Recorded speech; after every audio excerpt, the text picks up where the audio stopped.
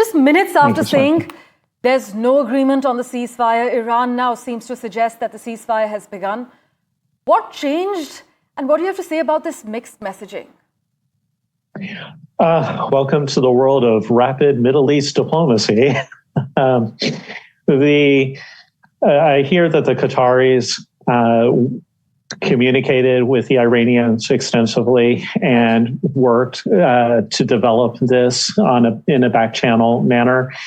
I think that the Iranians are, since they have been on the total receiving end of this and they have been responding to it, I think that they just decided that they would wait and see what Israel did. Did Israel, or would they not bomb after 4 a.m.? And it looks like Israel got in a last minute sortie against several targets and then decided to honor, at least temporarily, that 4 a.m. limit. So for Iran, it was kind of a step of faith of saying, okay, we're not going to respond in any way to anything that Israel does from this point on, and hopefully maybe encourage that process and saying, okay, we'll give this a chance to succeed.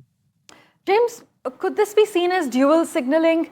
This dual signaling, could it actually be read as deliberate? Because many are saying Iran could have been buying time to finish military objectives, just like Israel and the United States seem to be.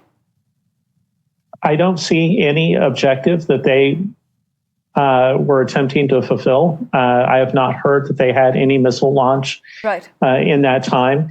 I mean, typically there is that last minute rush to get in the last few shots and secure last minute positions, but that has not occurred. I don't know that Iran had any opportunity to do anything that would have furthered their position. And given the erratic nature of these announcements, can this ceasefire actually hold, or is it being seen just as a tactical pause?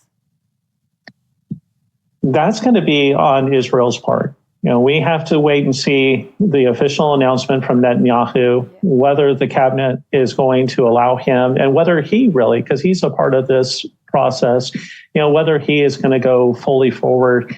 And it's going to depend on whether they feel that they have reached all their objectives. If they feel like they've degraded the nuclear program to the level that they are satisfied with, if they have degraded the Iranian government symbols and targets, as well as the economic targets. There's going to be a lot of discussion and a lot of review of what they have accomplished to this point versus what they had hoped to. And so that's going to be a key factor in all of this. If the cabinet decides that they still have not reached those objectives, then the Israelis could keep on going. And then we'll see Iran respond again. Well, we are, of course, waiting for an official response as far as Israel is concerned. But in terms of Iran's friends in the fence sitters, James, with the UAE, Saudi, and even Russia watching closely, how might these shifting signals actually affect broader Middle East stability as we speak? Well, everyone's just still trying to figure out which way things are going to go. The GCC has been stuck in the middle, and they are wanting to have peace. They're wanting to have a balance of power. They don't want to have a hegemonic Iran. They don't want to have a hegemonic Israel. Right. And so they're caught between this, and I think they're excited for and wanting a ceasefire. As far as China and Russia are concerned, I think they would also welcome it because they're likely to respond and start immediately restoring Iran, both militarily and economically. So I think that there's probably some cautious optimism in the capitals around the region and in those parts. Again,